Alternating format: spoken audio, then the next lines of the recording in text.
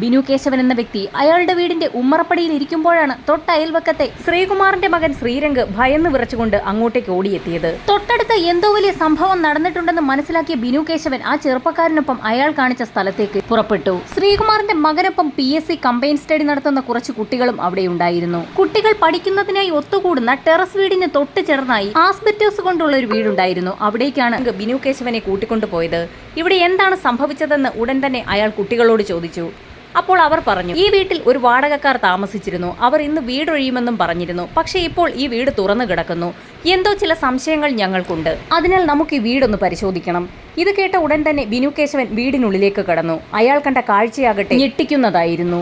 വീടിന്റെ മുകൾ ഭാഗത്തെ ആസ്ബെറ്റോസിനടിയിലെ തട്ടിൽ നിന്നും ചോരയിറ്റിട്ട് വീഴുന്നു. ആ തട്ടിന് മുകളിൽ എന്തോ കിടപ്പുണ്ടെന്ന് അവർക്ക് മനസ്സിലായി. അതെന്താണെന്നറിയാൻ അവർ തീരുമാനിച്ചു. മുറിയിൽ കിടന്ന ഒരു കട്ടിൽ ആ ഭാഗത്തേക്ക് നീക്കിയിട്ട് അതിനു മുകളിലേക്ക് ഒരു കസേര കയറ്റി വെച്ചു. ശേഷം കുട്ടികളെല്ലാവരും കൂടി ആ കസേരയിൽ മുറുക്കി പിടിക്കുകയും ബിനു കേശവൻ കസേരയ്ക്ക് മുകളിൽ കയറി തട്ടിന് മുകളിൽ എന്താണ് സംഭവിച്ചതെന്ന് നോക്കുകയും ചെയ്തു. അവിടെ കണ്ട ആ കാഴ്ച കണ്ട് ബിനു കേശവൻ നടുങ്ങിപ്പോയി. തട്ടിന് മുകളിൽ ആരോ ഒരാൾ കിടക്കുന്നു. അയാളുടെ കാലുകൾ മാത്രമാണ് ബിനു കേശവന് കാണാൻ കഴിയുന്നത്.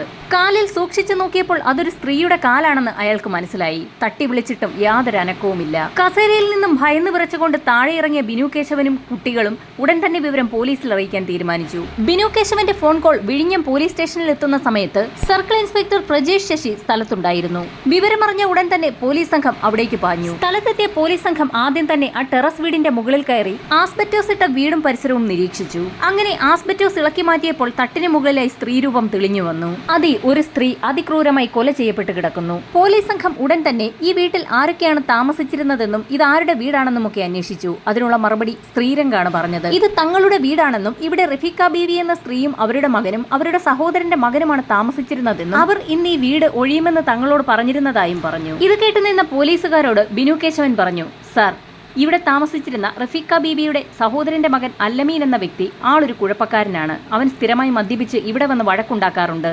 ഈ കാരണത്താലാണ് ശ്രീരംഗിന്റെ അച്ഛൻ ശ്രീകുമാർ ഇവരോട് വീടൊഴിയണമെന്ന് ആവശ്യപ്പെട്ടിരുന്നത്. അങ്ങനെ പോലീസ് സംഘം റഫീഖ ബീവിയുടെ മകന്റെയും സഹോദരന്റെ മകന്റെയും വിവരങ്ങൾ അന്വേഷിച്ചു. ഉടൻ തന്നെ വീടിന്റെ ഉടമസ്ഥനായ ശ്രീരംഗിന്റെ അച്ഛൻ ശ്രീകുമാർ ഇവരുടെ ടെലിഫോൺ നമ്പറുകൾ പോലീസിന് കൈമാറി. പോലീസുകാർ ഉടൻ തന്നെ ഈ നമ്പറുകൾ വിശദമായ അന്വേഷണത്തിനായി സൈബർ സെല്ലിന് കൈമാറുന്നു. അപ്പോഴേക്കും കൊലപാതക വിവരമറിഞ്ഞ് ആ പ്രദേശം മുഴുവൻ ആളുകൾ തടിച്ചുകൂടിയിരുന്നു.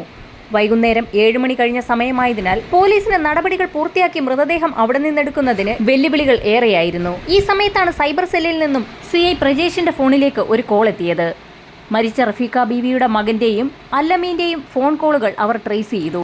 അവരുടെ ടവർ ലൊക്കേഷൻ നിലവിൽ തമ്പാനൂർ ബസ് സ്റ്റേഷന് സമീപമായിരുന്നു. അവർ അവിടെ നിന്ന് രക്ഷപ്പെടാൻ സാധ്യതയുണ്ടെന്ന് മനസ്സിലാക്കിയ CI വിവരം കൺട്രോൾ റൂമിലും തമ്പാനൂർ പോലീസ് സ്റ്റേഷനിലും അറിയിച്ചു. അല്ലമീന്റെ വീട് പാലക്കാടായതിനാൽ അയാൾ അങ്ങോട്ടേക്ക് കടക്കാൻ സാധ്യതയുണ്ടെന്നുള്ള വിവരവും പോലീസുകാർ തമ്പാനൂർ സ്റ്റേഷനിൽ അറിയിച്ചു. അങ്ങനെ പോലീസ് സംഘം തമ്പാനൂർ ബസ് സ്റ്റേഷനും റെയിൽവേ സ്റ്റേഷനും ഒക്കെ തന്നെ അരിച്ചു പറക്കി തുടങ്ങി. ഈ സമയത്താണ് പോലീസിന് സൈബർ സെല്ലിൽ നിന്നും വളരെ നിർണായകമായ മറ്റൊരു വിവരം കൂടി ലഭിച്ചത്. തിരുവനന്തപുരത്ത് കൈരളി തിയേറ്ററിന്റെ മറുഭാഗത്തായി പ്രൈവറ്റ് ബസ്സുകൾ പാർക്ക് ചെയ്യുന്ന ഒരു സ്ഥലമുണ്ട്. അവിടെയുള്ള ഒരു ട്രാവൽസിൽ നിന്നും അല്ലമീൻ 3 ടിക്കറ്റുകൾ പർച്ചേസ് ചെയ്തിട്ടുണ്ട്. ആ ട്രാവൽസിൽ നിന്നും ടിക്കറ്റ് എടുത്ത അല്ലമീൻ ഇപ്പോൾ യാത്ര ചെയ്യുന്നു എന്നുള്ള വിവരം കൂടി ആ ട്രാവൽസിൽ നിന്ന് തന്നെ പോലീസുകാർക്ക് ലഭിച്ചു. ഇതോടൊപ്പം തന്നെ അല്ലമീൻ സഞ്ചരിക്കുന്ന ബസിന്റെ കണ്ടക്ടറുടെ നമ്പർ കൂടി ട്രാവൽസുകാർ പോലീസിന് കൈമാറി. ഉടൻ തന്നെ CI പ്രജീഷ് ശശി കണ്ടക്ടറുമായി ബന്ധപ്പെട്ടു. ഈ സമയത്ത് ബസ് കാര്യവട്ടം ജംഗ്ഷനിൽ എത്തിയിരുന്നു. ഈ സമയം CI കണ്ടക്ടറോട് കാര്യവട്ടം യൂണിവേഴ്സിറ്റി കഴിഞ്ഞ് മെയിൻ റോഡിലേക്ക് കയറി ആറ്റിങ്ങലിലേക്ക് തിരിയുമ്പോൾ ഇടതുവശത്തായി കാണുന്ന കഴക്കൂട്ടം പോലീസ് സ്റ്റേഷന് സമീപത്തായി ബസ് നിർത്തണമെന്ന് ആവശ്യപ്പെട്ടു. ഇതേ സമയം തന്നെ CI കഴക്കൂട്ടം പോലീസ് സ്റ്റേഷനിൽ വിളിച്ച് ബസിന്റെ നമ്പറും മറ്റ് ഡീറ്റെയിൽസും നൽകിയിരുന്നു. അങ്ങനെ പോലീസ് സംഘവും വിഴിഞ്ഞത്തു നിന്നും കഴക്കൂട്ടത്തേക്ക് തിരിച്ചു. അപ്പോഴേക്കും ബസ് കഴക്കൂട്ടം പോലീസ് സ്റ്റേഷന് സമീപത്തേക്ക് എത്തുകയും അവിടെ സ്റ്റേഷൻ പരിസരത്ത് നിർത്തുകയും ചെയ്തു. ഉടൻ തന്നെ പോലീസുകാർ ബസിനുള്ളിലേക്ക് കയറി പരിശോധന ആരംഭിച്ചു. അല്ലമീൻ ബുക്ക് ചെയ്തിരുന്നത് 21, 22, 23 സീറ്റുകളായിരുന്നു. പോലീസ് ഈ സീറ്റുകളുടെ അടുത്തേക്ക് എത്തി. 2 പുരുഷന്മാരും ഒരു സ്ത്രീയുമായിരുന്നു സീറ്റിലുണ്ടായിരുന്നത്. പോലീസ് ഉടൻ തന്നെ അവരെ കസ്റ്റഡിയിലെടുത്ത് പോലീസ് സ്റ്റേഷനിലേക്ക് എത്തിച്ചു. ഈ സമയം CIയും സംഘവും വിഴിഞ്ഞത്ത് നിന്നും കഴക്കൂട്ടത്തേക്ക് എത്തിയിരുന്നു. അങ്ങനെ CI പ്രജീഷ് ശശിയും സംഘവും അവരെ ചോദ്യം ചെയ്തു. ഓരോരുത്തരോടും പേരുകൾ ചോദിച്ചു തുടങ്ങി. ആദ്യത്തെ ആൾ പറഞ്ഞു തന്റെ പേര് അല്ലമീൻ. രണ്ടാമത്തെ വ്യക്തി പറഞ്ഞു തന്റെ പേര് ഷെഫീഖ് എന്നാണെന്ന്. മൂന്നാമതായി ആ സ്ത്രീയോടും പോലീസുകാർ പേരന്വേഷിച്ചു. അവർ പറഞ്ഞതാകട്ടെ തന്റെ പേര് റഫീഖ ബീവി എന്നാണ്. ഇത് കേട്ടതും CI ഞെട്ടിവിറച്ചു. വിഴിഞ്ഞത്തെ വീട്ടിൽ മരിച്ചു കിടക്കുന്ന റഫീഖ ബീവി ദാ കൺമുമ്പിൽ നിൽക്കുന്നു. റഫീഖ ബീവി താനാണെന്നുള്ള സ്ത്രീയുടെ മറുപടി കേട്ടതും CI അവരോട് ചോദിച്ചു, നിങ്ങൾ റഫീഖ ബീവിയാണെങ്കിൽ നിങ്ങളുടെ വിഴിഞ്ഞത്തുള്ള വീട്ടിൽ ആസ്ബറ്റോസ് ഷീറ്റിനടിയിലുള്ള തട്ടിൽ ആരെയാണ് നിങ്ങൾ കൊലപ്പെടുത്തി കിടത്തിയിരിക്കുന്നത്? ഇത് കേട്ട ഉടനെ ആ സ്ത്രീ ഒന്ന് പരിങ്ങി. ഇവരുടെ പരിങ്ങൾ ശ്രദ്ധിച്ച പോലീസ് ഇവരെ വിശദമായി ചോദ്യം ചെയ്തു. അങ്ങനെ വിശദമായ ചോദ്യം ചെയ്യലിനൊടുവിലാണ് പല സത്യങ്ങളും റഫീഖ പോലീസിനോട് പറയുന്നത്. റഫീഖ ശ്രീകുമാർ എന്ന വ്യക്തിയുടെ വീട്ടിൽ താമസത്തിനെത്തിയിട്ട് 1 മാസമേ ആയിട്ടുള്ളായിരുന്നു. താമസത്തിനെത്തിയ ഉടൻ തന്നെ ഇവർ അയൽപക്കത്തുള്ള ആളുകളുമായി വളരെ വേഗത്തിൽ തന്നെ ഒരു ബന്ധമുണ്ടാക്കിയെടുത്തു. ശ്രീകുമാറിന്റെ പറമ്പിൽ വലിയൊരു പുളിമരമുണ്ടായിരുന്നു. അതിൽ നിന്ന് വീഴുന്ന പുളികൾ പറക്കാൻ ആ പ്രദേശത്തുള്ള ഒരു സ്ത്രീ വരുമായിരുന്നു. സ്ഥിരമായി അവിടെ വന്ന് പുളി പറക്കുന്ന ശാന്തകുമാരി എന്ന സ്ത്രീയോട് റഫീഖയ്ക്ക് വളരെ അടുപ്പമുണ്ടായിരുന്നു. ഭർത്താവ് മരിച്ച ശാന്തകുമാരി ഒറ്റയ്ക്കായിരുന്നു താമസം. അവർക്കൊരു മകളും മകനുമുണ്ട്. മകൾ താമസിക്കുന്നത് ആന്ധ്രാപ്രദേശിലായിരുന്നു. അവരുടെ മകനാകട്ടെ കോവളത്ത് ഹോട്ടൽ നടത്തുകയാണ്. മകനോടും മകളോടുമൊപ്പം താമസിക്കാത്ത ശാന്തകുമാരി വിഴിഞ്ഞത്ത് തന്നെ താമസിക്കുന്നതിന് ഒരു കാരണമുണ്ടായിരുന്നു. ശാന്തകുമാരിയുടെ ഭർത്താവ് മരിച്ചത് അവിടെ വെച്ചായിരുന്നു. അയാളുടെ അസ്ഥിത്തറയിൽ സ്ഥിരമായി വിളക്ക് കത്തിക്കുന്നതിനു വേണ്ടിയാണ് അവർ അവിടെ നിന്നും മാറാതെ അവിടെ തന്നെ താമസിച്ചു വന്നത്. അങ്ങനെ അയൽപക്കക്കാരായ ശാന്തകുമാരിയും റഫീഖ ബീവിയും അടുത്ത സുഹൃത്തുക്കളായി. അല്ലമീൻ മദ്യപിച്ച് വീട്ടിലെത്തി ബഹളമുണ്ടാക്കുന്ന ദിവസങ്ങളിൽ റഫീഖ താമസിച്ചിരുന്നത് ശാന്തകുമാരിയുടെ വീട്ടിലായിരുന്നു. ഒറ്റയ്ക്ക് താമസിക്കുന്ന ശാന്തകുമാരിക്കാകട്ടെ ഇതൊരാശ്വാസവുമായിരുന്നു. എന്നാൽ അല്ലമീൻ സ്ഥിരമായി ബഹളം വെക്കുന്നത് വീട്ടുടമസ്ഥനായ ശ്രീകുമാറിന് അസ്വസ്ഥതയുണ്ടാക്കി. അങ്ങനെയാണ് അവിടെ നിന്നും വീട് മാറണമെന്ന് അയാൾ ആവശ്യപ്പെടുന്നത്. അയാളുടെ തീരുമാനപ്രകാരം റഫീഖയും കുടുംബവും അവിടുന്ന് മാറി താമസിക്കാൻ തീരുമാനിച്ചു. അവരുടെ വസ്ത്രങ്ങളും സാധനങ്ങളും ഒക്കെ തന്നെ പായ്ക്ക് ചെയ്തു. ഇവയൊക്കെ പായ്ക്ക് ചെയ്ത് അയച്ചത് അല്ലമ്മീന്റെ പാലക്കാടുള്ള വീട്ടിലേക്കുമായിരുന്നു. പതിവ് പോലെ സംഭവം നടക്കുന്ന ദിവസം രാവിലെയും ശാന്തകുമാരി പുളി പറക്കുന്നതിനായി ആ കോമ്പൗണ്ടിലേക്ക് എത്തിയിരുന്നു. റഫീഖയും കുടുംബവും അവിടെ നിന്ന് മാറിപ്പോകുന്നതിന്റെ സങ്കടം ശാന്തകുമാരിക്കുണ്ടായിരുന്നു. അന്നേ ദിവസം ശാന്തകുമാരിയും റഫീഖയും തമ്മിൽ ഒരുപാട് നേരം സംസാരിച്ചു. ശേഷം ശാന്തകുമാരി തന്റെ വീട്ടിലേക്കും മടങ്ങിപ്പോയി. കുറെ സമയത്തിന് ശേഷം ശാന്തകുമാരിയുടെ വീട്ടിലേക്ക് റഫീഖ എത്തി. യാത്ര പറയാനാവും റഫീഖ എത്തിയതെന്നാണ് ശാന്തകുമാരി കരുതിയത്. അവിടേക്കെത്തിയ ശാന്തകുമാരിയോട് റഫീഖ പറഞ്ഞത്, ശാന്തകുമാരി ചേച്ചി എന്റെ വീട്ടിലേക്ക് വരണം. ഞാൻ നിങ്ങൾക്ക് കുറച്ച് പണം തരാനുണ്ടല്ലോ. ഞങ്ങളുടെ വീട്ടിൽ കുറെ സാധനങ്ങളുണ്ട്. അതൊക്കെ എടുത്തിട്ട് ബാക്കി തുക എത്രയാണെന്ന് പറഞ്ഞാൽ ആ തുക ഞാൻ ചേച്ചിക്ക് നൽകാം. ഇതായിരുന്നു അവർ പറഞ്ഞത്. ഇത് കേട്ട ഉടൻ തന്നെ ശാന്തകുമാരി റഫീഖയ്ക്കൊപ്പം അവരുടെ വീട്ടിലേക്ക് പോയി. ഇരുവരും വീട് തുറന്ന് അകത്തേക്ക് കയറി. അവിടെ കുറെ പാത്രങ്ങളൊക്കെ എടുത്തു വെച്ചിട്ടുണ്ടായിരുന്നു. ഇതിൽ ഏത് പാത്രമാണ് ശാന്തകുമാരിക്ക് വേണ്ടതെന്ന് റഫീഖ ചോദിച്ചു. അവർ പാത്രങ്ങളൊക്കെ നോക്കുന്ന സമയത്ത് പൊടുന്നനെ അവിടേക്ക് അല്ലമീനും ഷെഫീഖും കടന്നു വന്നു. അവർ ആ വീട്ടിൽ ഉണ്ടായിരുന്നു എന്നുള്ള കാര്യം ശാന്തകുമാരിക്ക് അറിവില്ലായിരുന്നു.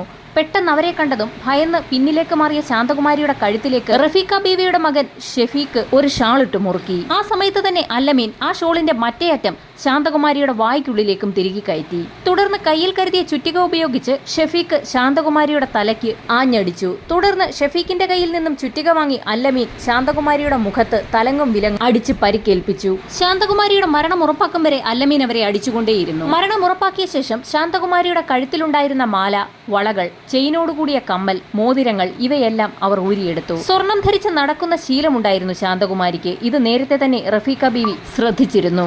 അങ്ങനെയാണ് ഏത് വിധേനയും ഈ സ്വർണം കൈക്കലാക്കാൻ റഫീഖ തീരുമാനിച്ചത്. അപ്പോഴേക്കും ശാന്തകുമാരിയുടെ ശരീരത്തിൽ നിന്നും ഒഴുകിയെത്തുന്ന രക്തം കൊണ്ട് ആ മുറി നിറഞ്ഞിരുന്നു. ശാന്തകുമാരി ധരിച്ചിരുന്ന കൈലി അഴിച്ചെടുത്ത് റഫീഖ ആ രക്തം മുഴുവൻ തുടച്ചു. അതിനുശേഷം വീടിന്റെ പുറകുവശത്ത് കൊണ്ടുപോയി ആ കൈലി കത്തിച്ചു കളഞ്ഞു. ശേഷം മൂവരും കൂടി ശാന്തകുമാരിയുടെ മൃതദേഹം വളരെ പ്രയാസപ്പെട്ട് ആസ്ബറ്റോസിനടിയിലുള്ള തട്ടിലേക്ക് തിരികെ കയറ്റി. അവിടെ അങ്ങനെ ഒരു മൃതദേഹം ഒളിപ്പിച്ചിട്ടുണ്ടെന്ന് ആർക്കും മനസ്സിലാവില്ല. പക്ഷെ അവരെ ചതിച്ചത് ശാന്തകുമാരിയുടെ ശരീരത്തിൽ നിന്നും ഇറ്റിറ്റ് വീഴുന്ന രക്തമാണ്. മൃതദേഹം ഒളിപ്പിച്ച ഉടൻ തന്നെ പ്രതികൾ അവിടെ നിന്നും സ്ഥലം വിട്ടു.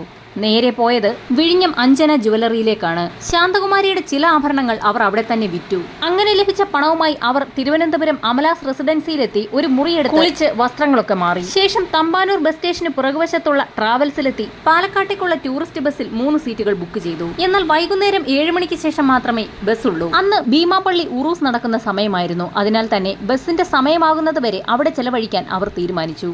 അങ്ങനെ അവിടെ വൈകുന്നേരം വരെ അവർ സമയം ചിലവഴിക്കുകയും തിരികെ ബസ് സ്റ്റേഷൻ െത്തി 7:30ക്കുള്ള ടൂറിസ്റ്റ് ബസ്സിൽ കയറുകയും ചെയ്തു. വൈകുന്നേരം ഏകദേശം 7 മണിയോടുകൂടിയായിരുന്നു ഇത്തരത്തിലൊരു മൃതദേഹം വീടിന്റെ മുകളിൽ ഒളിപ്പിച്ച നിലയിൽ നാട്ടുകാർ കണ്ടെത്തിയതും 7 മണിക്ക് ശേഷമായിരുന്നു ഇത്തരത്തിലൊരു വാർത്ത പുറം ലോകം അറിയുന്നതും. ഏകദേശം 8 മണിയോടുകൂടി കഴക്കൂട്ടത്ത് വെച്ച് പോലീസുകാർ പ്രതികളെ പിടിക്കുകയും ചെയ്തു. അങ്ങനെ സ്റ്റേഷനിൽ എത്തിച്ച പ്രതികളെ വിശദമായി ചോദ്യം ചെയ്യുന്നതിനിടയിലാണ് മറ്റൊരു കാര്യം പോലീസിന് മനസ്സിലായത്. റഫീഖ ബീവിയുടെ സഹോദരന്റെ മകനെന്ന് പരിചയപ്പെടുത്തിയ അല്ലമീന്റെ ഡേറ്റ കളക്ട് ചെയ്യുന്ന സമയത്ത് അയാൾ റഫീഖയുടെ സഹോദരന്റെ മകനല്ല എന്നുള്ള കാര്യം വ്യക്തമാകുന്നു. വിശദമായി വിശദമായ ചോദ്യം ചെയ്യലിൽ 27 വയസ്സ് പ്രായം മാത്രമുള്ള അല്ലമീൻ റഫീഖയുടെ കാമുകനാണെന്നുള്ള സത്യം കൂടി പോലീസ് തിരിച്ചറിഞ്ഞു. ഈ സമയത്താണ് അതേ സ്റ്റേഷനിലെ വനിതാ കോൺസ്റ്റബിളിന് റഫീഖ ബീവിയെ കണ്ടപ്പോൾ എന്തോ ചില സംശയങ്ങൾ തോന്നിയത്. ഉടൻ തന്നെ വിവരം CIയെ അറിയിച്ചു. ആ വനിതാ കോൺസ്റ്റബിൾ ഒരു വർഷം മുൻപ് കോവളം സ്റ്റേഷനിലായിരുന്നു. അവിടെ വർക്ക് ചെയ്യുന്ന സമയത്ത് 14 വയസ്സുള്ള ഒരു പെൺകുട്ടി അതിക്രൂരമായി കൊല്ലപ്പെട്ട ഒരു കേസ് രജിസ്റ്റർ ചെയ്തിരുന്നു.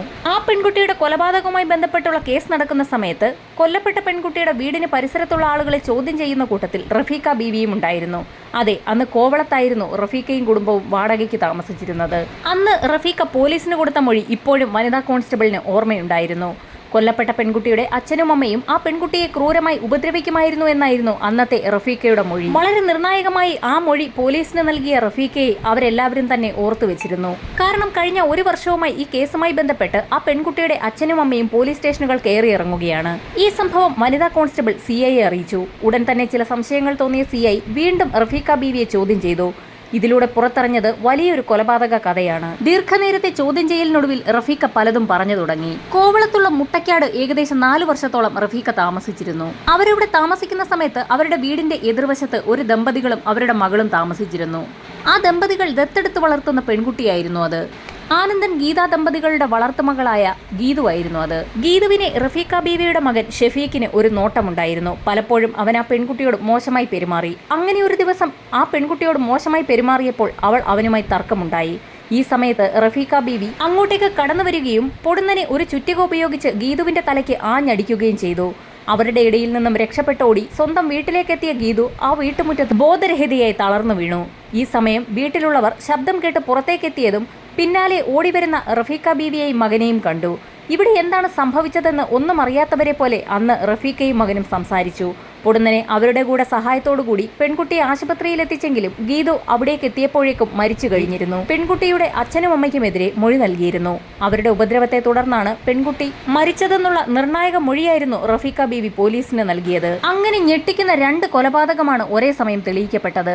90 ദിവസത്തിനകം തന്നെ CI സംഘവും കോടതിയിൽ കുറ്റപത്രം സമർപ്പിച്ചു. തുടർന്ന് നെയ്യാറ്റിൻകര സെഷൻസ് കോടതിയിലാണ് ഈ കേസിന്റെ വിചാരണ നടന്നത്. ശാന്തകുമാരിയെ കൊലപ്പെടുത്തിയ കേസിൽ 3 പേർക്കും കോടതി വധശിക്ഷ വിധിച്ചു. കേരളത്തിൽ രണ്ടാമതായി വധശിക്ഷയ്ക്ക് വിധിക്കപ്പെട്ട സ്ത്രീയാണ് റഫീഖ ബീവി. കഷായ കേസിലെ ഗ്രീഷ്മയ്ക്ക് വധശിക്ഷയ്ക്ക് വിധിച്ച അതേ ജഡ്ജി തന്നെയാണ് റഫീഖ ബീവിക്കും വധശിക്ഷ വിധിച്ചത്. അതേ കോടതിയിൽ തന്നെ റഫീഖ ബീവി കൊലപ്പെടുത്തിയ ഗീതുവുമായി ബന്ധപ്പെട്ടുള്ള കേസും ഇപ്പോൾ നടന്നുകൊണ്ടിരിക്കുകയാണ്.